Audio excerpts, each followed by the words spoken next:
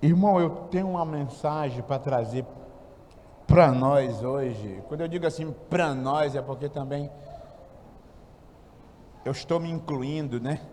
Para nós todos, nós necessitamos ouvir o que vai ser ministrado hoje.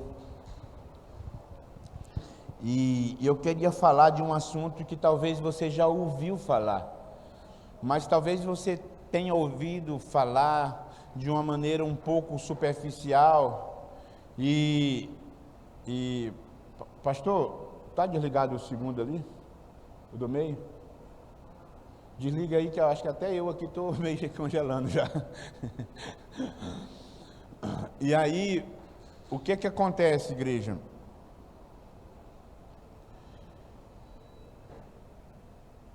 Esse assunto eu vou falar com a igreja hoje a respeito do primeiro amor. E aí você vai dizer assim, já ouvi falar sobre isso, mas eu queria ministrar para você hoje com uma seriedade e com uma profundidade maior e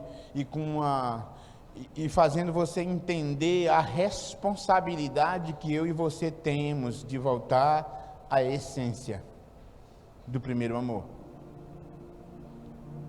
Apocalipse capítulo 2, você já abre aí, ou liga seu smartphone, o capítulo 2 já deixa aberto aí no seu smartphone, você que está com Bíblia, né, mesmo essas convencional, você também já procure aí o último livro da Bíblia, Apocalipse, você abre no capítulo 2, nós vamos ler umas passagens aqui do capítulo 2 e vamos ler também umas passagens do capítulo 3, então nós não vamos sair do livro de Apocalipse.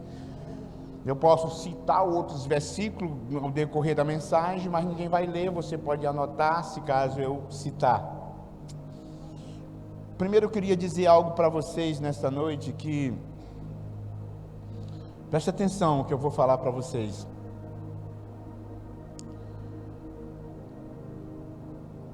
Jesus, ele tratou com muita seriedade esse assunto, então ele não é um assunto banal, ele não é um assunto... O que eu quero passar para a igreja? O assunto da volta ao primeiro amor, às vezes a igreja ela tem tratado esse assunto com muita pouca importância. E se você observar, a gente vê que Jesus, ele deu muita importância para esse assunto, ao ponto de ele dizer assim, olha, você tem que amar a Deus sobre todas as coisas. Amar, o maior mandamento é amar a Deus de todo o teu coração, com todo o teu entendimento, é o maior mandamento. Quando ele fala sobre isso, ele está falando sobre um amor intenso, um amor quente, um amor fervoroso. E quando ele ressuscita e os anos se passam e houve todo aquele crescimento da igreja primitiva na época, e João foi preso na ilha de Pátima, e quando Jesus aparece para João, e João começa a escrever acerca do que Jesus disse, Jesus disse assim, olha, eu escreva tudo que eu disser e tudo que você vê. E ele começa a dizer que viu descer do céu um homem, né, com pés de bronze, com vestes brancas, com cinto em volta de ouro em volta do seu peito, né? Que o seu cabelo era branco como a lã, e que em sua volta tinha 7 candeeiros, e que nas suas mãos tinha 7 estrelas. Então as 7 candeeiros representavam as 7 igrejas que existiam na época, que eram as igrejas da Ásia, e só existia 7 igrejas. Os 7 estrelas representavam os 7 anjos que lideravam essas igrejas, ou seja, os 7 pastores, né? Os 7 líderes dessa igreja. E ele queria dizer, olha, eles estão todos na minha mão e eles são importantes para mim. E eu quero mandar uma carta para cada uma dessas igrejas. Eu quero falar para essas igrejas aquilo que elas estão fazendo, que tem alegrado o meu coração, e eu também quero falar para elas o que eu tenho contra elas.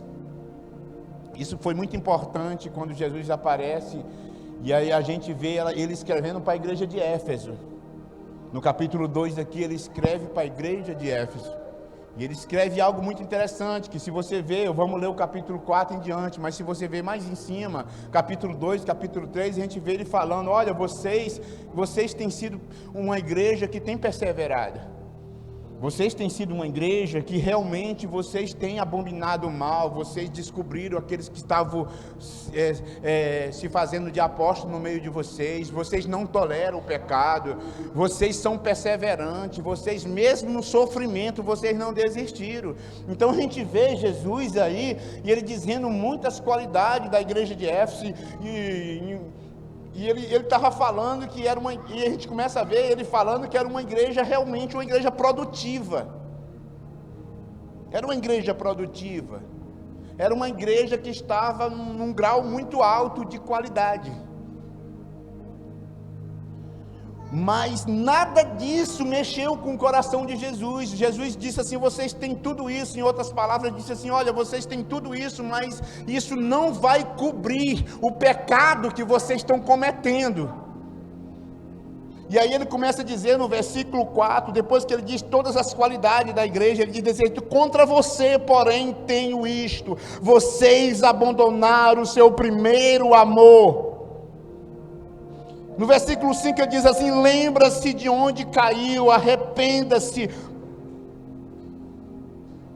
e pratique as obras que praticava no princípio. Se não se arrepender, virei a você e tirarei o seu candelabro do seu lugar. O interessante é que, se você observar isso aí, Jesus não trata a falta do primeiro amor como algo superficial, ele trata como pecado. Ele começa dizendo, lembra-te, ele começa dizendo assim, eu não quero condenar vocês, eu quero que vocês lembrem o tempo que vocês viviam comigo no início, e que vocês se derramavam na minha presença, e que nós tínhamos momentos gostosos comigo, e que você, muitas das vezes, você lavando louça, as lágrimas caíam do seu rosto, sentindo a minha presença, o tempo onde você conversava comigo lá naquele cantinho do seu quarto, que só eu e você sabia. Eu quero dizer uma coisa para você, você não amadureceu, você caiu. Era isso que Jesus queria dizer. Ele diz assim, ó, lembra-se, ele estava dizendo assim, traga a memória. Ele queria gerar no coração da igreja, ele queria dizer assim, ó, ele queria gerar no coração da igreja um desejo de voltar ao primeiro amor, de voltar a ser aquele crente, a ser aquele filho, aquele servo como era antes. Então, se você observar, ele estava querendo que as pessoas desejassem isso. Ele não queria que as pessoas fizessem por mera obrigação, mas ele queria que as pessoas sentissem desejo de voltar ao primeiro amor. E aí ele começa dizendo, lembra-te de onde caiu. Ele considera alguém que deixou o primeiro amor caído. E em seguida ele diz assim, se arrependa. A única coisa que precisa de arrependimento é pecado. Então Jesus, ele estava tratando a queda, a perca do primeiro amor como pecado. Ele disse assim, lembra-se. Agora, onde tu caiu, ele trata como uma queda. E em seguida ele disse assim, olha, se arrependa. O que precisa de arrependimento, igreja? A única coisa que precisa de arrependimento é pecado. Jesus tratou a pessoa que abandona o primeiro amor como que ela estivesse em pecado.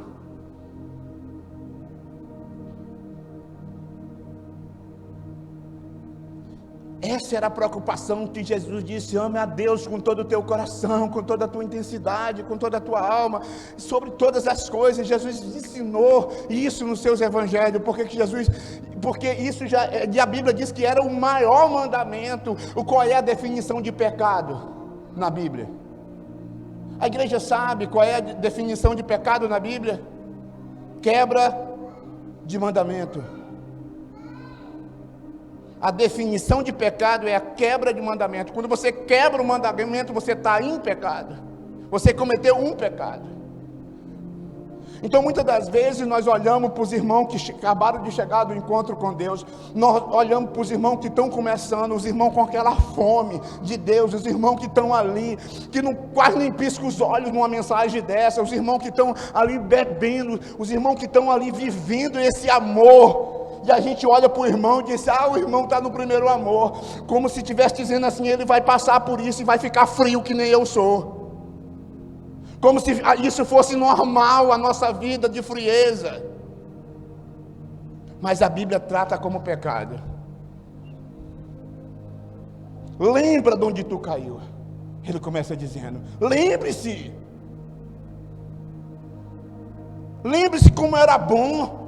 Quando você se ajoelhava diante de mim, quando você me buscava pela madrugada. Quantas as vezes você me buscava pela madrugada e você se derramava na minha presença, como era bom. Ele estava dizendo assim, lembra desse momento, lembra desse tempo. Qual é o objetivo que Jesus estava dizendo, lembra? O objetivo era você desejar a viver esse amor de novo. Esse era o objetivo de Jesus.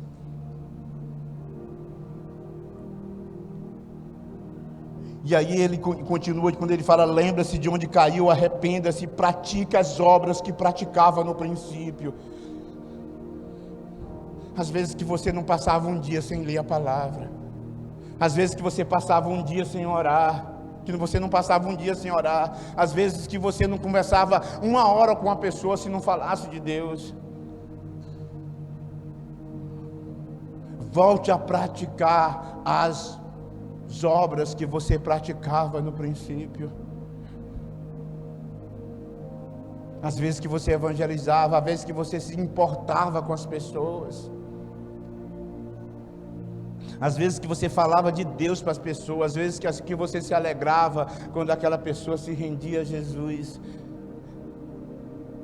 Muitas das vezes ali através de você, no seu trabalho, às vezes lá no seu colégio onde você estuda, às vezes no seu life group, às vezes que você levou alguém para o life group e na hora que o líder do life group fez o apelo, aquela pessoa aceitou Jesus e você se alegrou, porque você estava praticando a obra.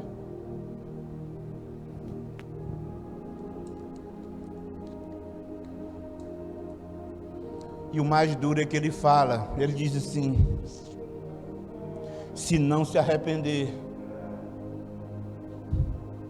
virei a você e tirarei o seu candelabro do lugar. Ele está dizendo, se você não se arrepender, eu vou me retirar de você. Eu vou retirar a unção que um dia eu derramei sobre a sua vida. Eu vou retirar a minha presença de você. Candelabro fala de luz, que eram as lamparinas que eles usavam na época, eram os candelabros, fala de luz. Candelabro fala de unção, porque as lamparinas que nós usava no nosso passado, nós usava querosene, gasolina e tantos outros tipos de material, mas na época era usado óleo, o azeite.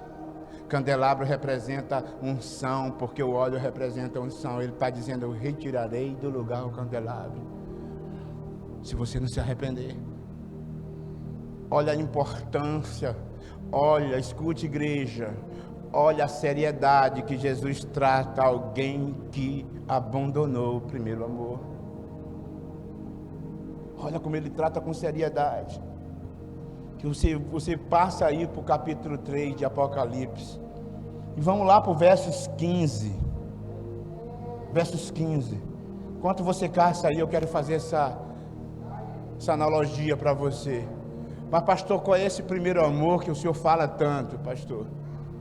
Sabe, houve uma frase de um homem, de um grande homem de Deus, que ele dizia assim: o desafio de uma convenção não é converter o coração do crente, é manter o coração do crente convertido. O desafio de uma convenção não é converter o coração do crente, é manter o coração do crente convertido. E faz muito sentido se a gente trazer isso porque nós estamos aplicando hoje. O reino de Deus, ele tem que ser tudo para nós. A presença de Deus, Deus tem que ser tudo para nós. Um certo dia Jesus conta uma parábola para poder fazer os seus discípulos ter noção do que era o reino. A parábola que ele conta, ele diz desse jeito assim: o reino de Deus é semelhante a um negociante que encontra uma pérola muito cara e muito rara. Ele vai e vende tudo que ele tem para adquiri-la. O reino de Deus é o nosso tudo. A presença de Deus, a nossa busca por Ele é o nosso tudo. Isso é o primeiro amor. Em outras passagens a gente vê Jesus dizendo assim: o reino de Deus é como se você encontrasse um tesouro e você vendesse tudo que você tinha para poder adquirir aquele tesouro. Quer dizer, nada mais faz sentido, nada mais tem importância do que Deus na minha vida. Quando nós descobrimos Ele, nada mais tem mais importância. Vocês lembram, alguns que já foram para o encontro com Deus aqui, quando você chega do encontro com Deus, você quer que todo mundo se converta, você quer que a sua família toda conheça Jesus, você se torna muitas das vezes uma pessoa chata dentro da sua casa, porque você quer que todo mundo conheça e sinta o que você está sentindo. Isso é a intensidade do primeiro amor.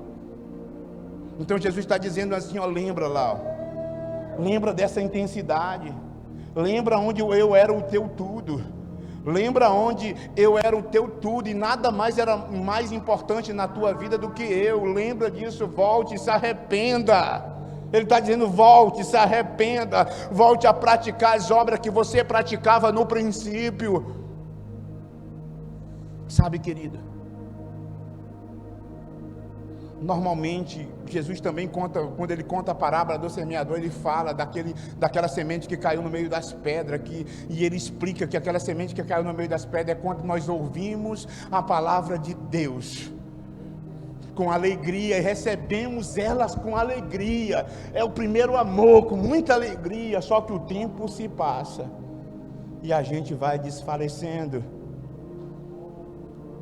E aí Jesus explica porque aquela semente tinha caído sobre as pedras e elas não criaram raiz.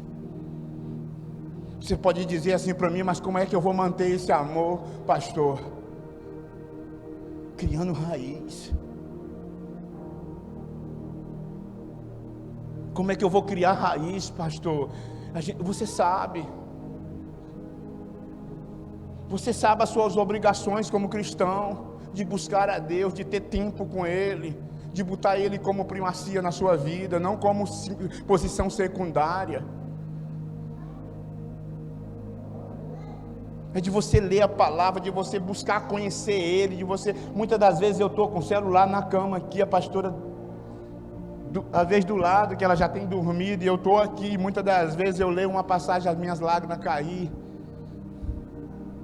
Seu impacto no meu coração, sendo alimentado ali por a palavra. E muitas das vezes eu não aguentar ter que me levantar e ir lá para a sala, e continuar lendo aquilo que Deus está me alimentando, impactando a minha vida. Ter tempo de qualidade de oração com Ele, e você vai criando raiz nele, mas o tempo se passa, e muitas das vezes sabe o que acontece? A gente começa a desfalecer. E muitas das vezes não é nem isso, não é nem a falta de ler a palavra, até lê, até busca a palavra, mas é de uma forma superficial, é de uma forma como se fosse uma obrigação. Vou fazer por fazer, eu vou fazer porque para me ter o que falar para o meu discipulador lá, dizer que eu li, dizer que quando ele me perguntar, eu dizer que li, eu dizer que orei, mas na realidade como se fosse algo obrigatório, que você não se alimenta, algo que você está assinando ali um ponto. E você continua na igreja parecendo ser aquele crente fervoroso, só que a luta vem, a tempestade vem, o contratempo vem, as adversidades vêm, e você desanima, porque você não tem raiz. A Bíblia fala que aquela semente que caiu sobre as pedras que não criaram raiz, eles cresceram, a semente cresceu, brotou, foi lindo, estava tudo bonitinho, mas quando saiu o sol, ela murchou. O sol representa as lutas, o sol representa a diversidade, o sol representa as provações, o sol representa aquilo que vem para provar o crente. Ele diz assim: assim como o ouro eu provo o crente. A palavra de Deus diz que é como o ouro, que é provado no fogo. Ele é provado, nós somos provados, se realmente nós estamos aptos.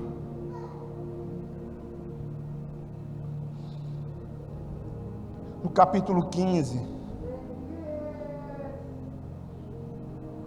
no capítulo 3, do versículo 15 de Apocalipse, começa dizendo assim: conheça as suas obras, sei que você não é frio e nem quente. Melhor seria que fosse frio ou quente. E aí no versículo 16 ele dá uma bronca. Ele diz assim: assim porque você é morno, nem frio nem quente, estou a ponto de te vomitá-lo da minha boca. Se fosse um pastor hoje falando com você, você ia dizer: esse pastor é sem amor.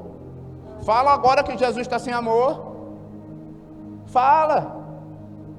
Ele disse: olha, eu estou a ponto de vomitar da sua boca. O morno ele vomita.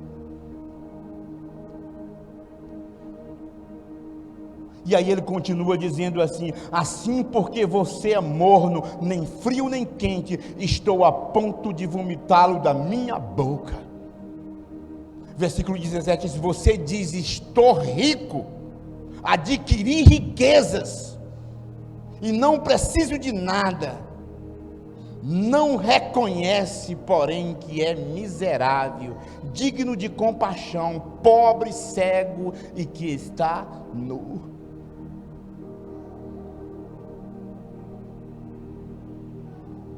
Ele continua dizendo: eu dou este conselho: compre de mim ouro refinado no fogo, e você se tornará rico.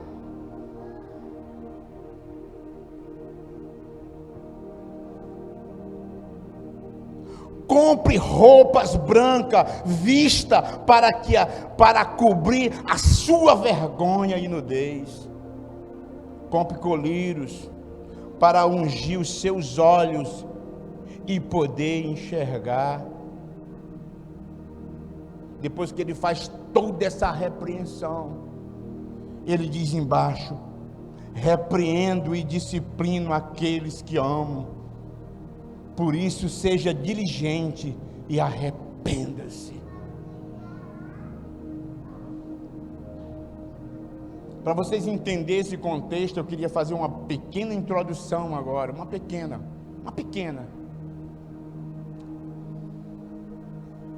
A cidade, essa aqui, o versículo 3, ele não estava mais escrevendo para Éfeso, ele estava escrevendo para Laodiceia. A igreja de Laodiceia. O que era Laodiceia? Era uma cidade que tinha um muro muito alto e que ela tinha sido feita em cima de um garimpo de ouro. Então eles tinham muito ouro.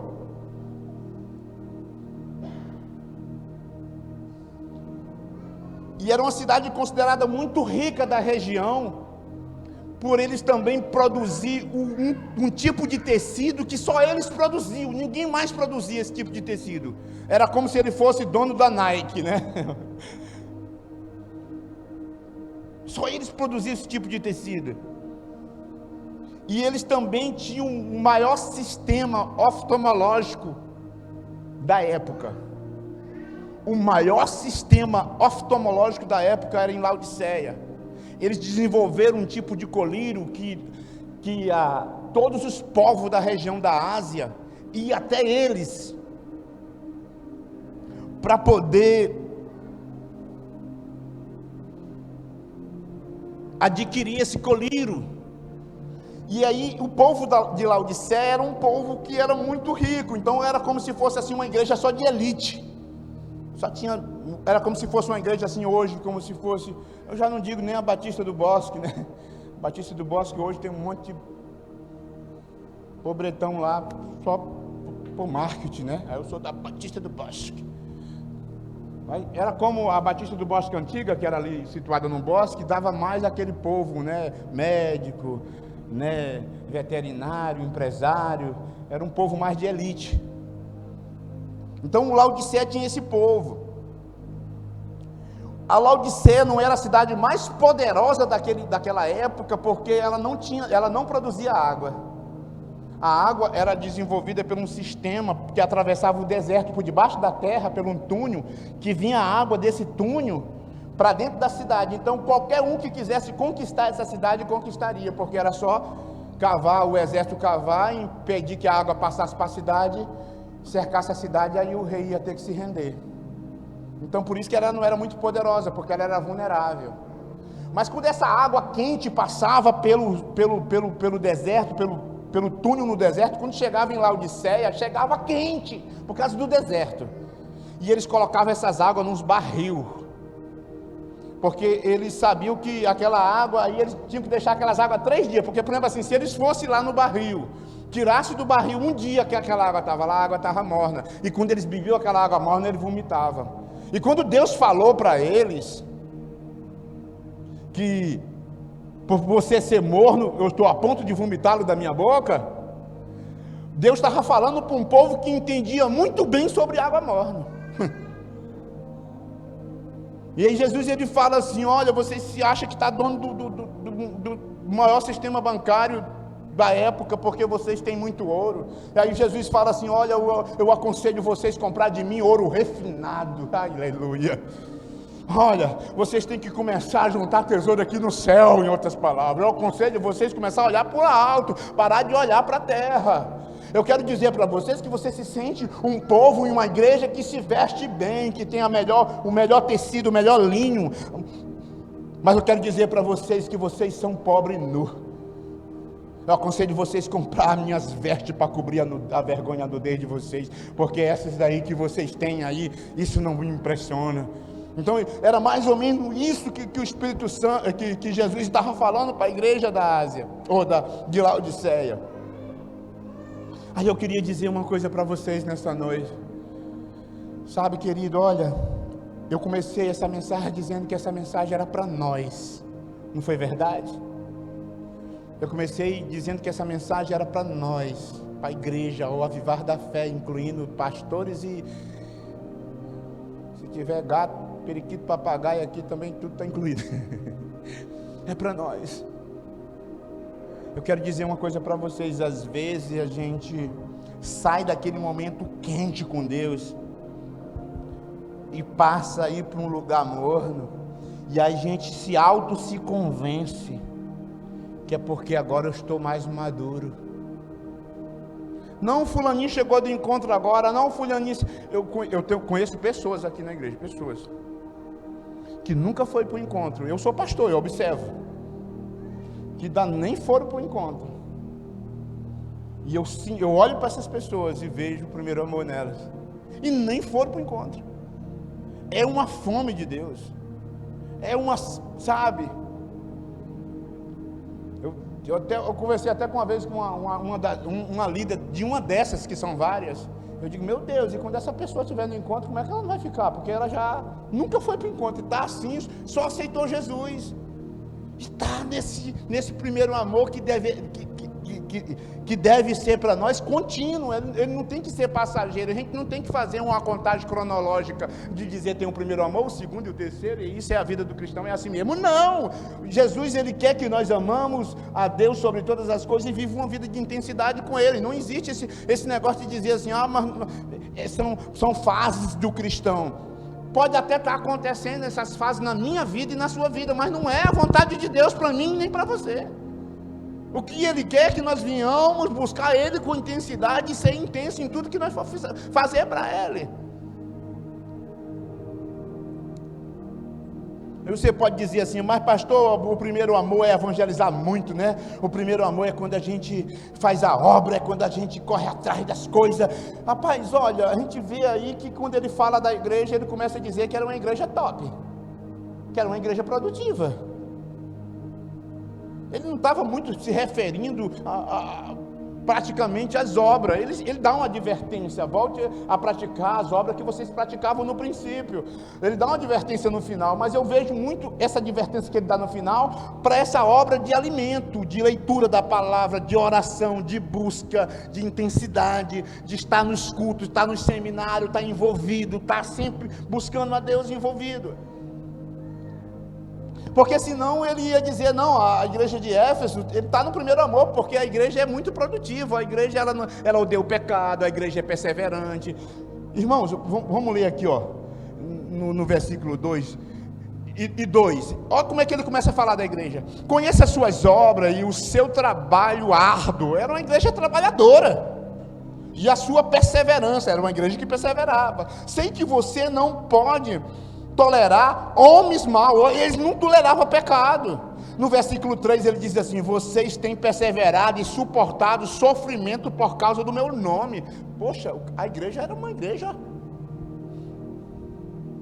Então não era as obras que definia se eles estavam no primeiro amor, não era as obras.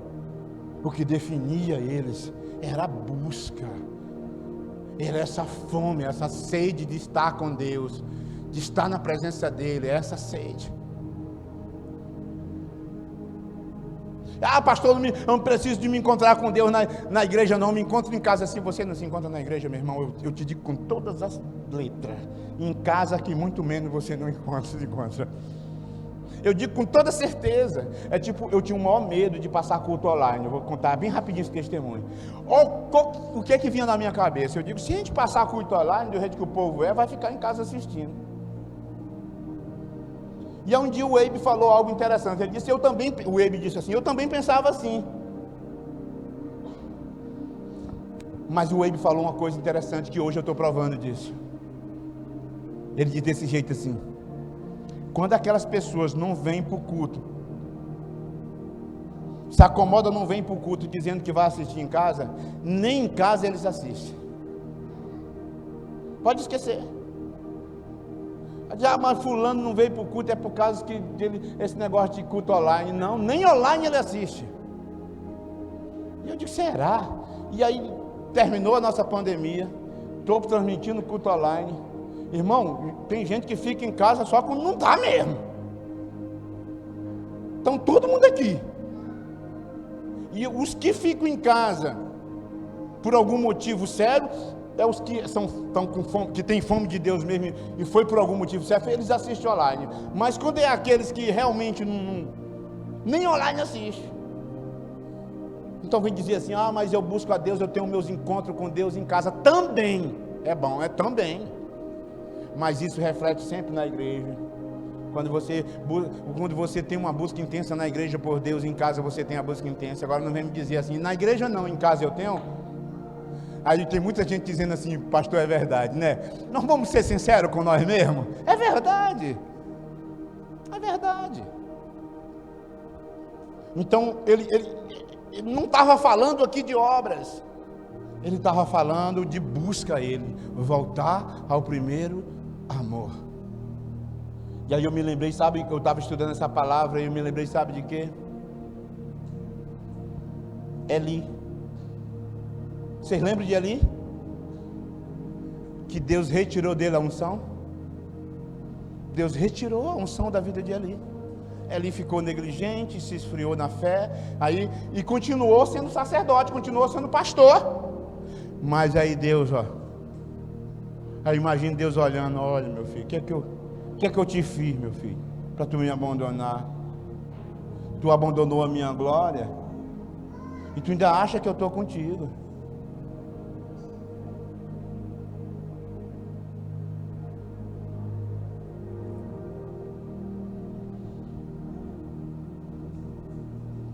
O Senhor, Ele quer trazer hoje, nesta noite, essa consciência para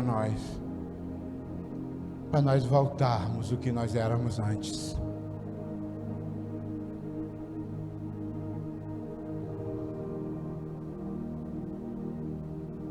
Queria que você ficasse de pé, eu queria ter um momento com vocês agora. Feche seus olhos, só me medite.